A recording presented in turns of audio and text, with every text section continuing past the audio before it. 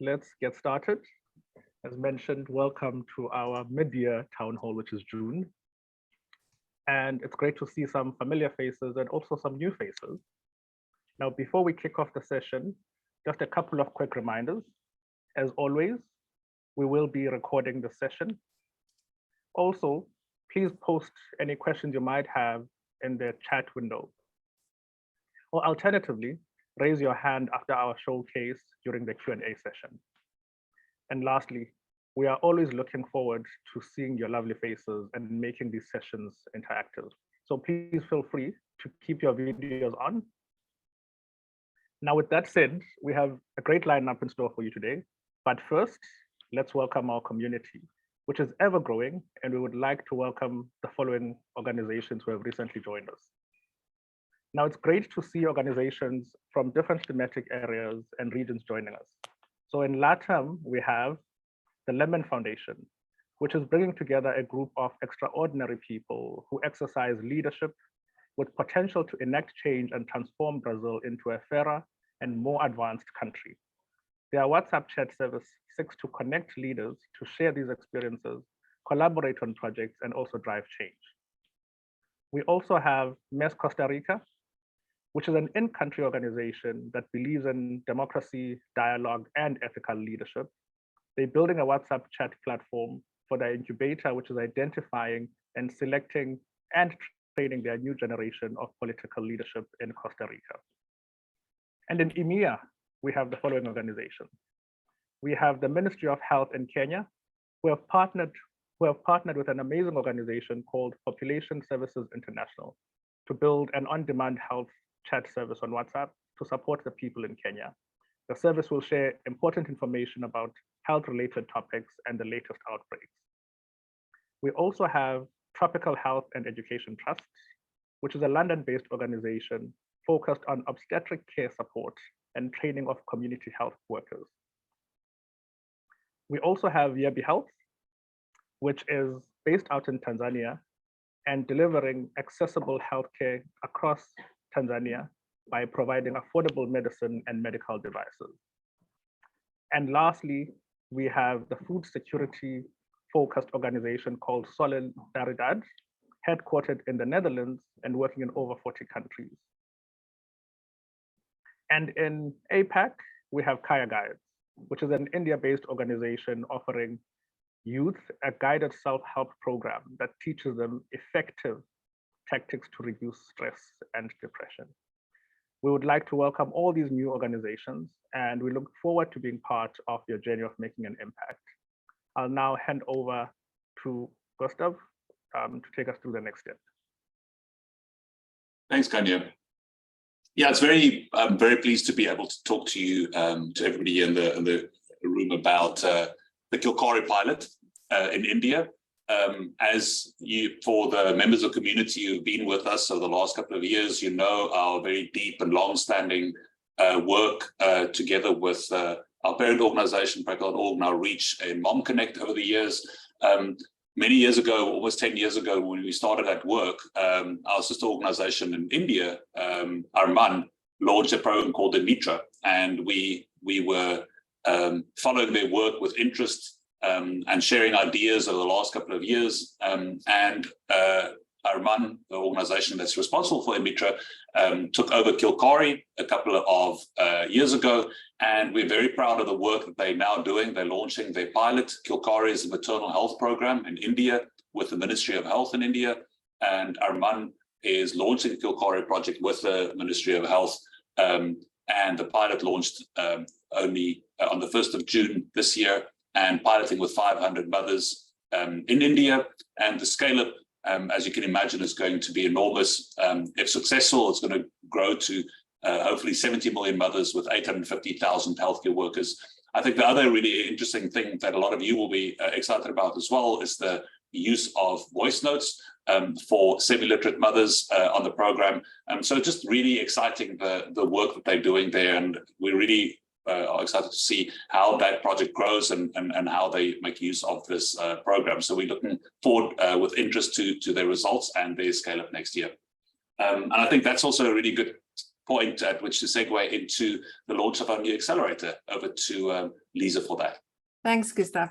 Well, I'm personally very excited. This is the 3rd year of running the Chat for Impact Accelerator, and every year just grows from strength to strength. So we're calling all health-focused organizations to apply for that. If we go to the next slide, what does it mean? What can you actually, expect when you sign up or apply for the accelerator, and what does this accelerator hold? So it's a 6 weeks period program that we'll be running. We'll be choosing 10 health-focused organizations from any part of the world, and they will each receive $25,000 unrestricted grant funding to be used to the building out of their WhatsApp business platform. So that could be content development, technical support. You can basically use it for anything focusing on scaling and building your service. You'll get mentorship from the agency fund, WhatsApp, Turn, behavioral change, AI, and also conversational design specialists. So really, we'll be working with you and each team member of your organization through the entire journey from start right to finish, looking at kind of how to even set up your business case to scale for future use of your service. And then you'll also get to hear from previous alumni, and you get to really deep dive on their use cases and what's worked for them and what hasn't. So it's really a very exclusive spot. We really want to get all health organizations to apply for that. The application date's the 15th of July. I would recommend don't wait until the day before. We're already doing rolling reviews. So the sooner you get your application in, the better. And the actual accelerator will happen for 6 weeks in August and September. So just a little bit of an overview before we move on. Some of our previous accelerator winners are really used this opportunity to excel. Vote.org was one of our, I think, second accelerator winners, and they have just scaled and go beyond just extremely shooting out the lights with their service. The actual presentation does have a link to their latest impact report if you're interested in reading it. It's really worthwhile looking at. Then Guidepost, again, have been shooting out the lights and just growing from strength to strength, have been focused on local TV stations and are also looking at expanding into other countries across the world. Same, and Mobile Pathways, both previous accelerator winners, again have been selected for the Fast Forward Startup Accelerator this year. So it's really something that we take great pride in, getting the right people in the room and helping you accelerate, build and scale your service for impact. So make sure you apply. We'll share the link in the chat. Now over to Nielke. Thanks, Lisa. Welcome, everyone. From the product side, I want to share what we're busy with, what we've launched, and what's coming up. A reminder that this quarter, our focus is on improving the help desk, one small improvement at a time. The focus is really that we can all have more impact, human to human. We've worked closely with Penda and Noura and Reach. So let's look at what is new to the help desk and what can make your lives just more smooth. Firstly, it's now possible to sign into Turn with Microsoft emails. Many of the teams use Microsoft, and we've made it possible to use those emails. It's no longer just Google-backed emails. You can read on Learn all the steps to go through it. But if you are used to Google, it's basically the same. You just select your Microsoft emails. Then next up, last month, we share that you can, in your chat list, see which conversations are already assigned to an operator or a coach. And we continue to improve on it and made it possible to assign conversations right from the chat list. So we're speeding up how you can assign chats, making sure that you spend more time talking to people and less time connecting humans to humans.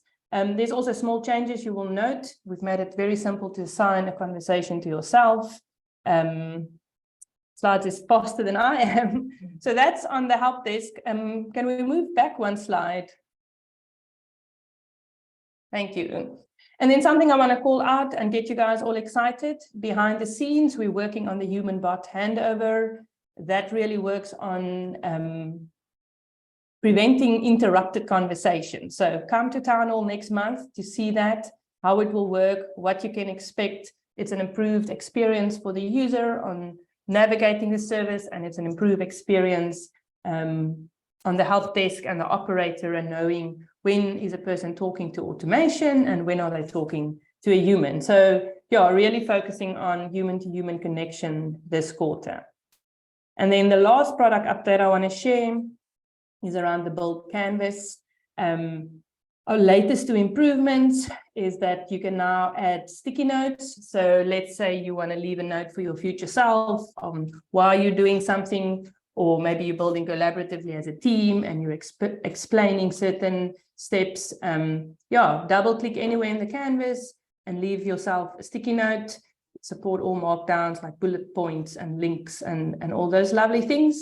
And then we're also working on adding arrows, and the arrows will visualize how messages are connected, and anybody opening up a canvas will be able to see the chat journey and how a user will progress through that canvas. So have a look at that, give us feedback. We're happy to hear from you, and really add the things that make you build better and make you connect to your end users better. At the end of the day, it's all about impact and helping each other.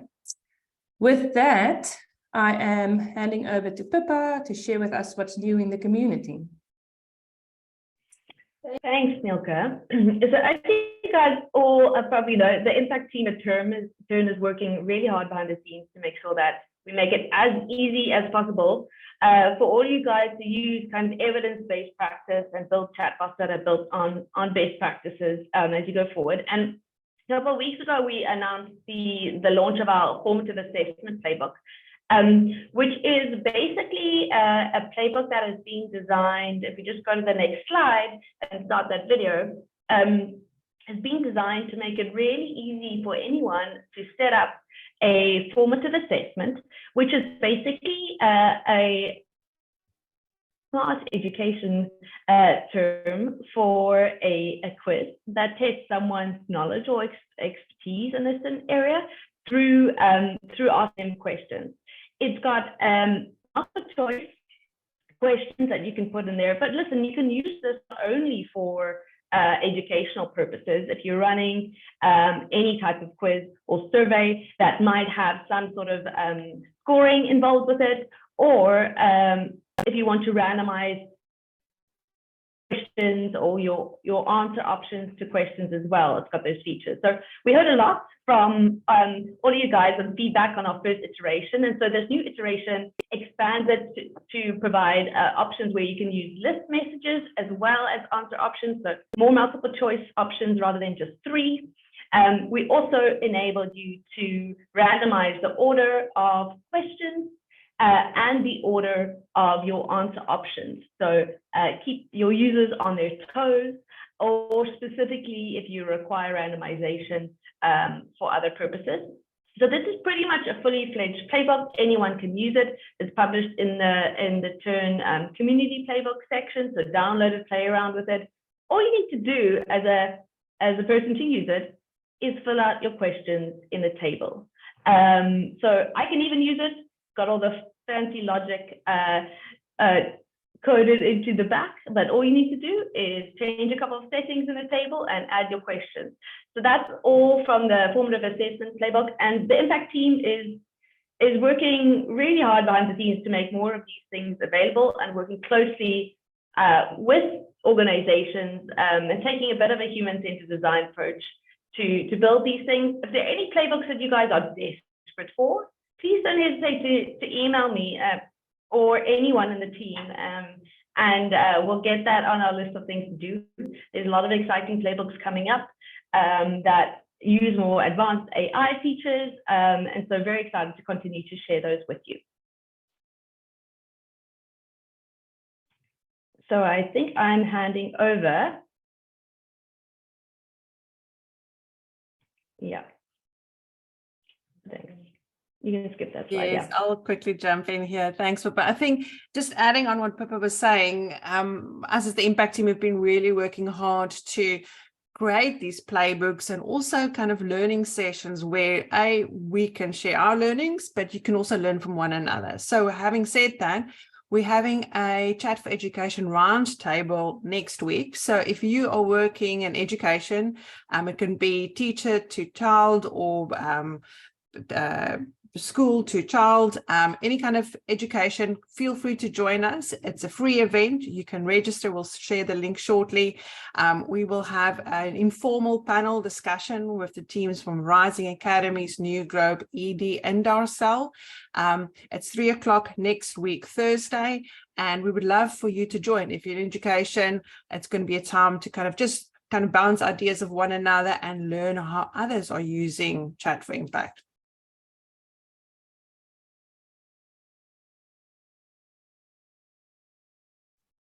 Thanks, Lisa. Hello, all, and welcome to the Community Showcase. Our speaker today, Sriram Ramasubramanian, he is the technology lead for Neura Health. And Neura Health is one of Turn's very first customers. We, in fact, started working with them back in 2019 when Turn had no automation features even, and were just a help desk product. Sorry. This partnership has been amazing for both organizations. The Neura tech team are one of the super users of our build platform and have actively shared feedback and feature improvements and suggestions with our engineering team. Neura is also a prestigious award winner of the SCOLE award last year, and also won the Audacious Project Award the year before for transforming the way care is given to patients. Hi, Sriram, and welcome, and thanks for joining us today. Hello, hello. Thank you so much for having me. Very nice to meet all of you. We have a lot of questions for you, so let's get started. But before I do that, I just want to remind everybody while the session's going on, in case you have any questions for Sriram, please feel free to type it up on the chat window, and then we will answer them towards the end of the session. Great.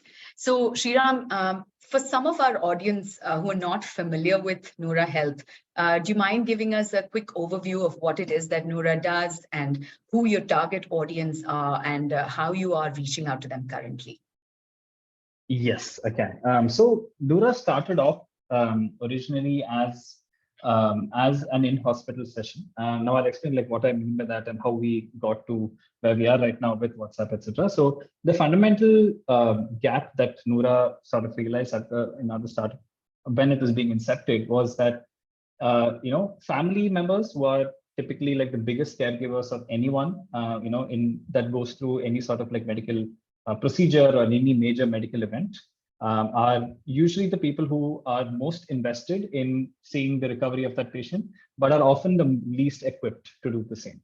So one of the main insights that the founders gathered before they started was that we have a highly motivated people who want to help the patient, but we don't have anyone who are addressing and sort of like using that motivation to actually help the patient recover. Right. So it started off as an idea that where we thought we could train family caregivers who visit a hospital, because that is a touch point that we know for sure that people generally visit. We started off in hospitals because that was the most obvious touch point that we had, and now we are expanding into the community level, sort of the clinics and the primary healthcare centers and the health and wellness centers and so on and so forth. But fundamentally, the idea was that we want to empower patients and caregivers with medical information that is currently delivered by nurses in a hospital. And we chose nurses again because they are, sort of the one healthcare worker that in fact interacts with the patients a lot more than doctors. So we tend to think of doctors as the center of healthcare system, but it's actually nurses who are, doing a lot of the care, so to speak, that happens in a hospital. So they are the ones who deliver, our healthcare training. So in short, the core intervention of Neura, at least, when before we started the WhatsApp service, was that we provide a healthcare training session in the hospitals delivered by nurses and attended by patients and their family caregivers. And this can happen after any major medical event. We started off with people who went through cardiac surgery, and we expanded that into pregnant mothers, newly delivered mothers, and also like patients who go through chemotherapy and so on. So that's the core idea where we have an in-hospital session where patients and family caregivers being trained. Where WhatsApp comes in is with the adoption of technology and with like the massive popularity of WhatsApp in India. What we realized is that even though patients do attend the session in the hospital, and there is a significant tangible impact of that training, when they go back home, we realized that information retention is not that great, and it makes sense, right? Like if you really look at someone who's going to a hospital, they're given their state of mind and given how long they get to spend in the hospital, it's expected that not a lot of the things that they taught will actually stick. So one idea that we came up with, and sort of how and that's sort of how the journey with Turn also started, is that we have a device that are in patients' hands at the moment, and we have an app that they regularly use. And why not use that as a way to drive the impact that we want to do? So drive behavior change, drive adoption of healthy practices, and really be like a our program is called the Care Companion Program. So as an extension of that, our WhatsApp and other mobile-based services are called the Mobile Care Companion Program. So it just sort of makes sense that it fits in with our idea of them having a companion that is available on their mobile anytime. So that is like a summary of like what Nora does. Great, thank you. I was wanting to know if you can tell us a little bit more about your team at Nora, and who are the people that work on the WhatsApp service and the help desk service that you have for the Care Companion Program. Yeah, for sure. So we have a design team that sort of like creates all of the content and creates all of the material that you're seeing on the screen right now. You see in the second one, you see Nurse is holding up like a flip chart. That's what we call it. It contains educational material. So we have a design team that designs all of that, and we also have a product team that is at the moment primarily focused on our digital interventions. So we have an in-house tech team that sort of like works with with folks like Turn, with some of the other softwares that we use to actually run our campaign. So we have a tech team that sort of develops all of these products and all of these services that patients use.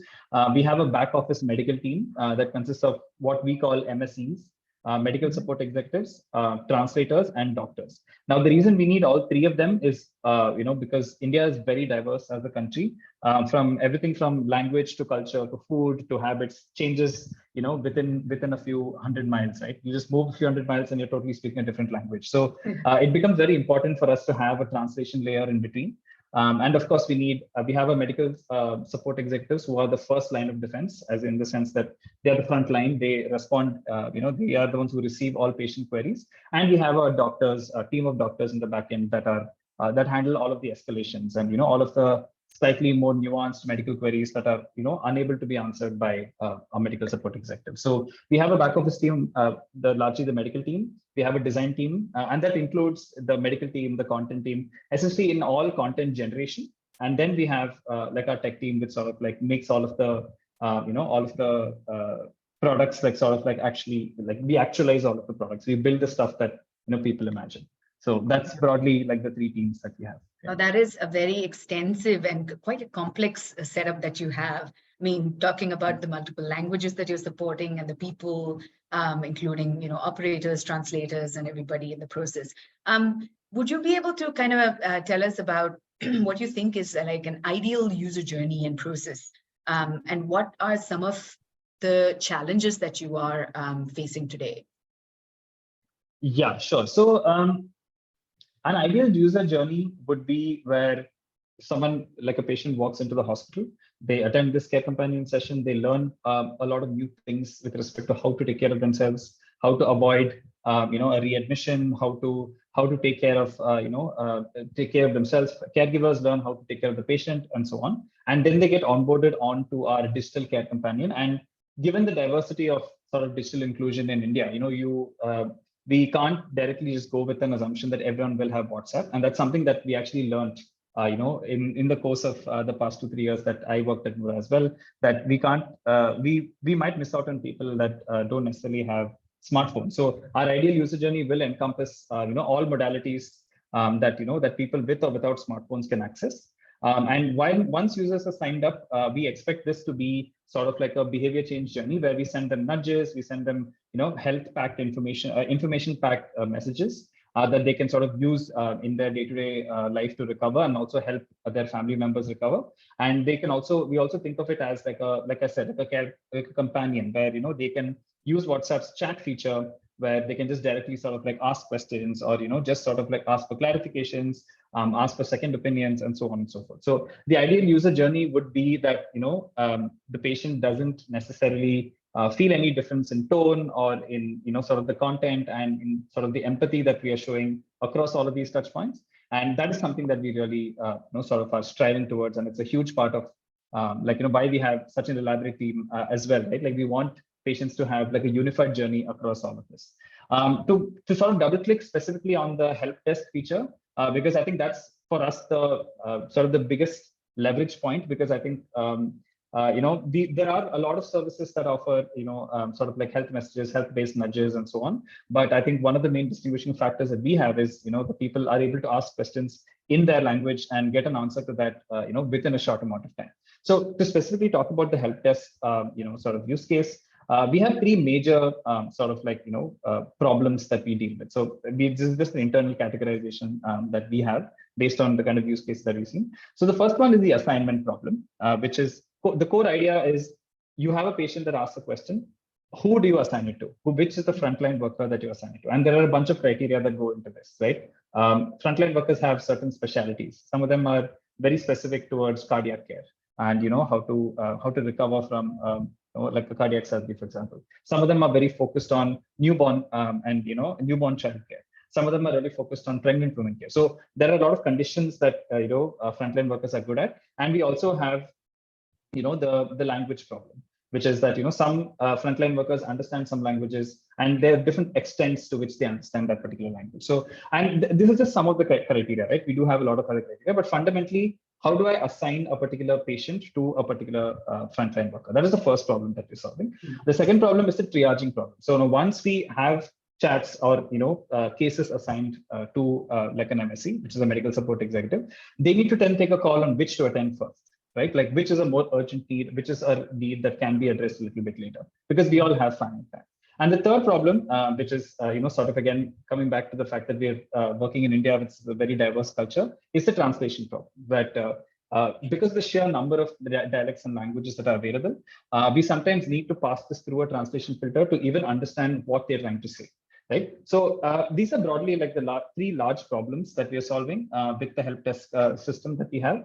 And one large part of like aligning with our vision of making sure that patients have a unified experience is making sure that these processes are right now like optimal and sort of like are optimized to make sure that we give the quickest response to our patients in the most appropriate way. A lot of these processes are right now manual, and I think you folks, I can get into the details if you folks have any specific questions. But in the interest of time, I just like these are the high-level problems that we're trying to solve, and there are different ways in which we're approaching this. Some of them are manual, some of them are automated, some of them are partially automated, some of them are automated with a human in the loop who is verifying that, so on and so forth. And this is like also very exciting because it's obviously a use case for AI to come in. And it's really because there are a lot of human judgments being made, judgments based on knowledge and based on history. So it's really a space where I think it's like, primed to be disrupted by AI. And it is something that we are like, with the help of like the Turn team sort of trying to implement and improve. So yeah, slightly long-winded answer, but I hope that helps. No, this is really helpful. I would like to also understand from you as you scale up, right? I know you partner with a lot of governments and state governments specifically. What have been some of the operational models that you have tried and tested, and what's worked and what's not? So in terms of operational model, can you be specific about like what kind, like for example, what do you mean by the operating model? Like you said, training at, training in hospitals and facilities like that, or resource, right. Or maybe even going, if you're looking at, like, for example, now that you're looking at Nepal or maybe Indonesia as a potential new market, working with a partner there that has already got an existing network. Right. Yeah, makes sense. Got it. So Noura's operating model at the start was always sort of like directly approaching state governments and sort of having a value proposition ready, saying that hey, we'll support your healthcare system and we'll go into district hospitals and health and wellness centers and then sort of set up our entire system there. We will train your healthcare staff and we will run the entire program. We will manage the logistics of making sure the materials reach there, and all the services are up and running. So it is a very heavy lift model that we had started off with. I think over time, what we realized is that the core of what Noura offers is really like the idea, and like a lot of the materials that we make are extremely unique and sort of like customized to each like area that we operate in. So that is something that is very unique to what we offer, and also the journey that we offer for a particular patient, and sort of the content that we offer is something that we feel is extremely unique to us. So what we ended up deciding was that let's keep the parts that are unique to our model, which is sort of having this cascading training, which is we train nurses and the nurses go on to train patients.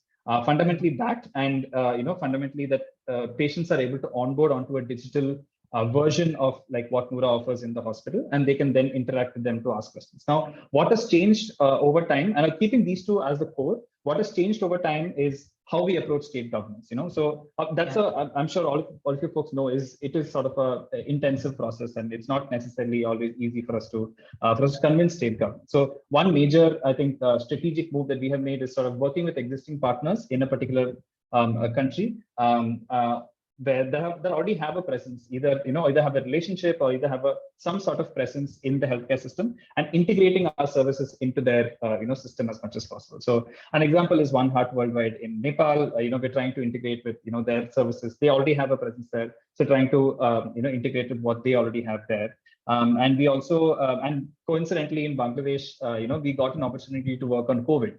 So we had an existing relationship with the government there, and we were working with an organization there, and we use that as sort of like an entry point to push our larger care companion program that is there for for patients, for maternal and child health and cardiac care.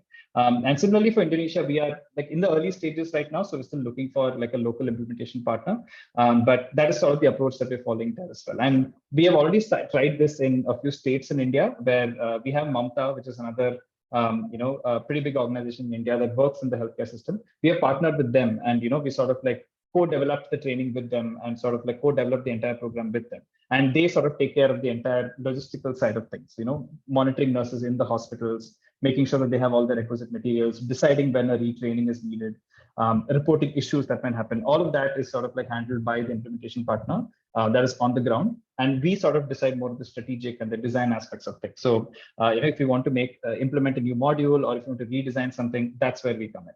But sort of expanding to more hospitals, forging partnerships with local government, etc., is something that we rely on Mamta for. So that is one major modality. And another sort of like major strategic shift that we have done is we used to rely on these in-hospital sessions to receive numbers from patients, or to receive their details, where they can onboard themselves onto our onto our WhatsApp platform, and then sort of we can then start the intervention. So one other approach that we are trying is directly approaching state governments through what they have, what is called the Reproductive and Child Health Portal. So they have an RCH portal. A lot of Indian state governments maintain like a ledger of like all of the pregnant women in that particular state. So we have reached out to sort of get that database, and then directly contact these users and ask them for consent to sort of like be part of our program. So it is a bit of a leap of faith that we're taking, because we have never done like a direct onboarding of someone to our purely digital platform. Right from the start. So yeah, we'll see how that goes, and we'll definitely keep you folks posted on that. So far, we're seeing very promising results. Opening up to the RCH database means you're looking at scaling really big and very fast once you have access to those. Yes, for sure. Yeah. And we're just kind of at this point like building a case even for ourselves, saying that, hey, like just the digital program alone will have a significant impact, on on the entire program, because so Noura has been very particular about like research and making sure that we have evidence-based interventions. So we have a lot of evidence for our in-hospital session, and we know that it works. So it's it's relatively straightforward to sort of scale that purely from a design perspective. But something that's digital only will require a lot more work and a lot more research for us to truly understand like where does the change happen, and if is it really effective to have just a digital based service without necessarily having the in-hospital service. So yeah, it's pretty exciting for us to check out this avenue. Yeah. So one last question for you, and before I open it up to the rest of the audience, if they have questions for you.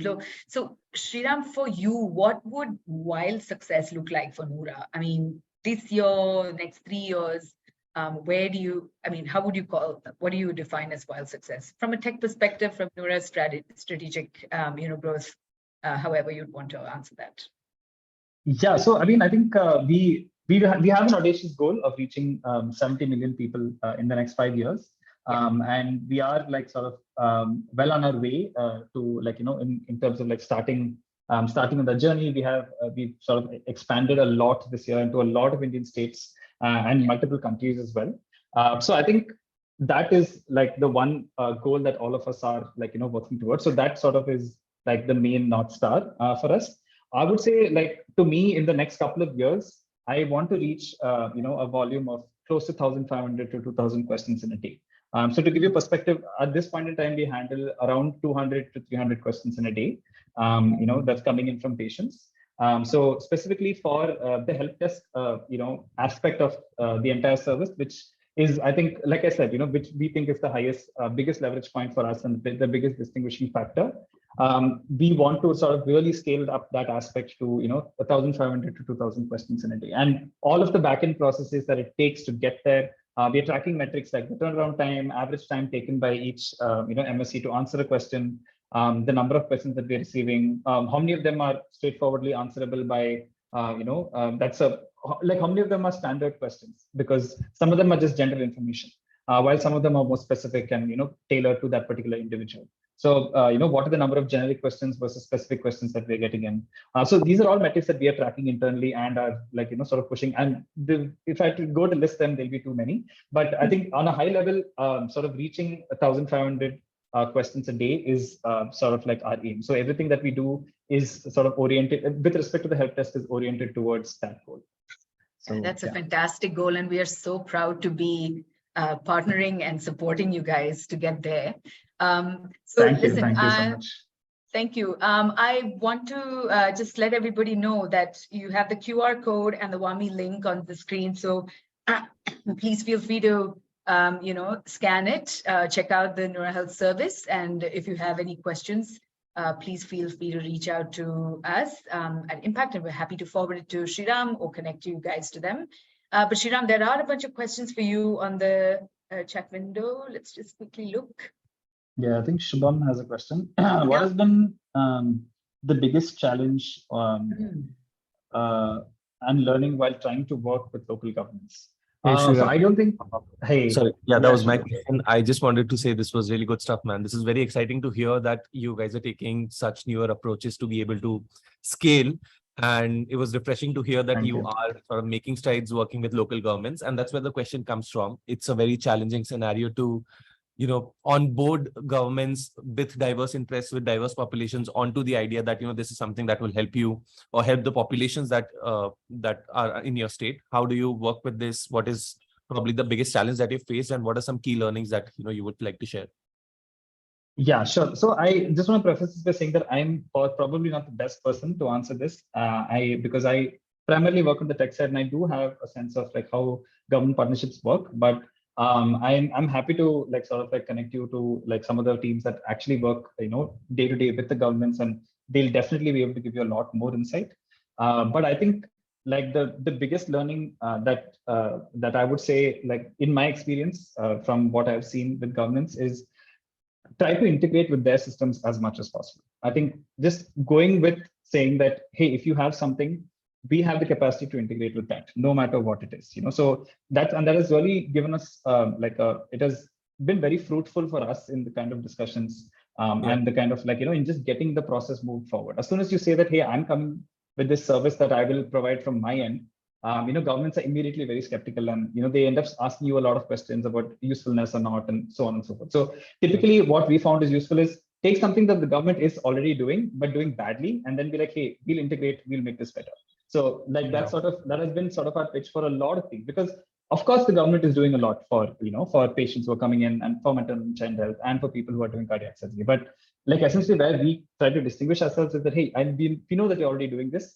We're going to integrate into your system as much as possible with the least amount of resistance. So I think just going with an integration approach is probably like, I think the biggest learning for me, like, at least for me working with Noura, I thought that. But by no means this is an exhaustive answer. I'm happy to like connect offline and like, connect you to folks in my team that can give you a much more nuanced and more detailed answer. So Absolutely. But thank you. That was helpful as well. Guys, we have 2 more minutes. Nilka, I see you have a question. Do you want to quickly go through that, and then we can, I'll hand over to Gustav to close out.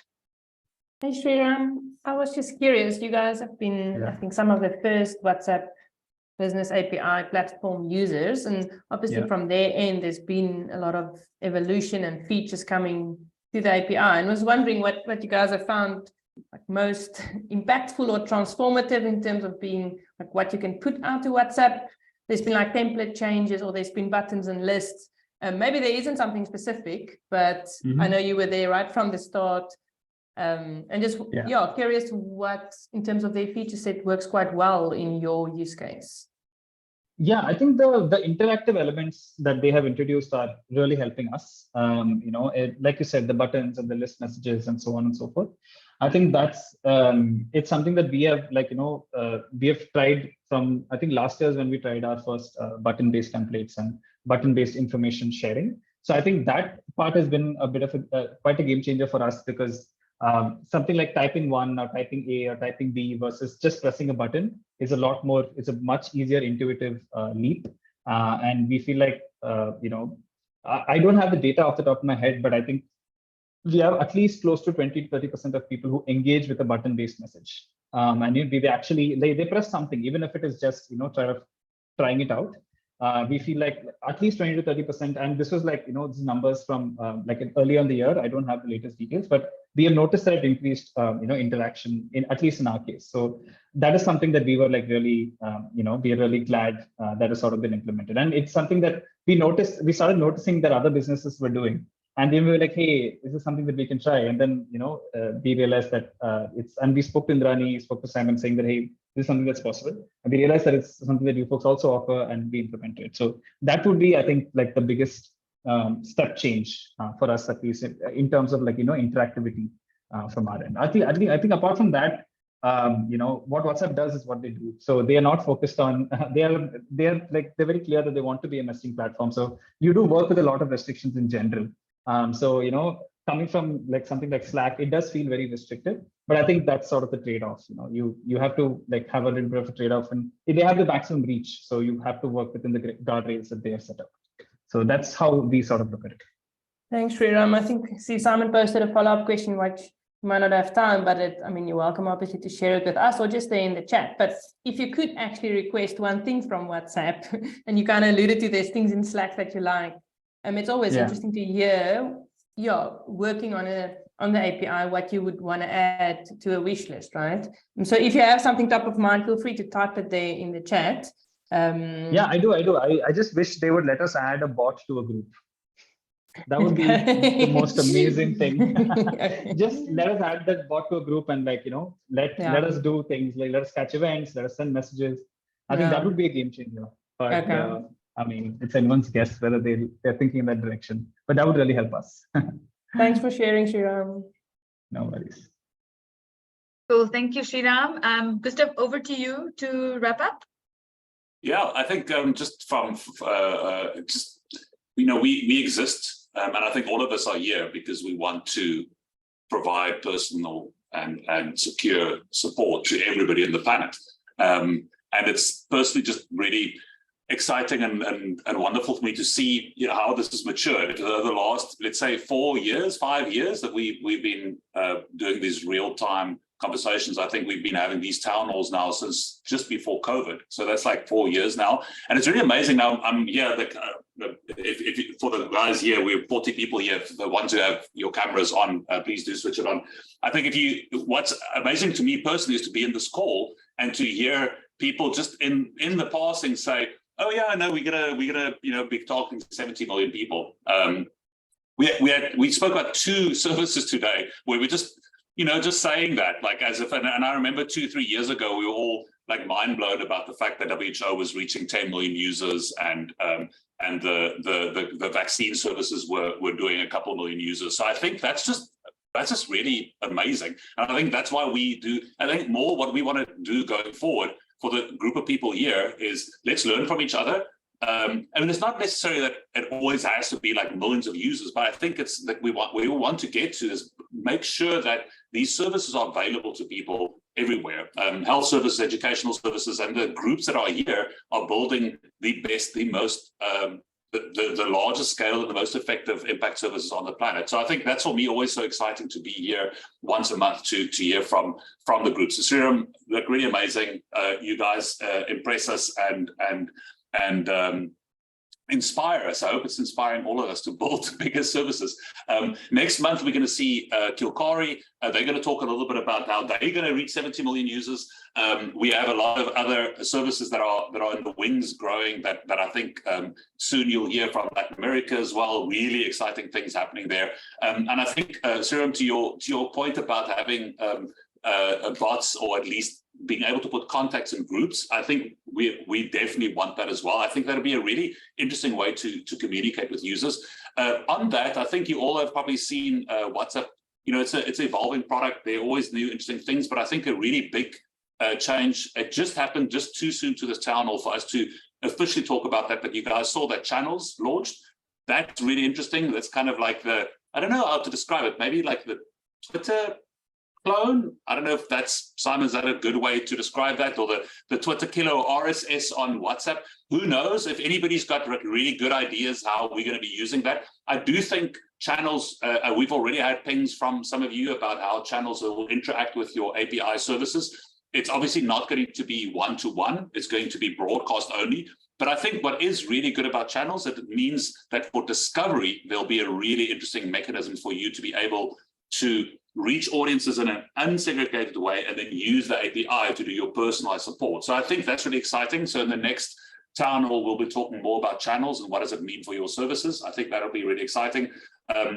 Also in the spirit of eating our own dog food, we, as you know, you can always reach out to support of our WhatsApp API.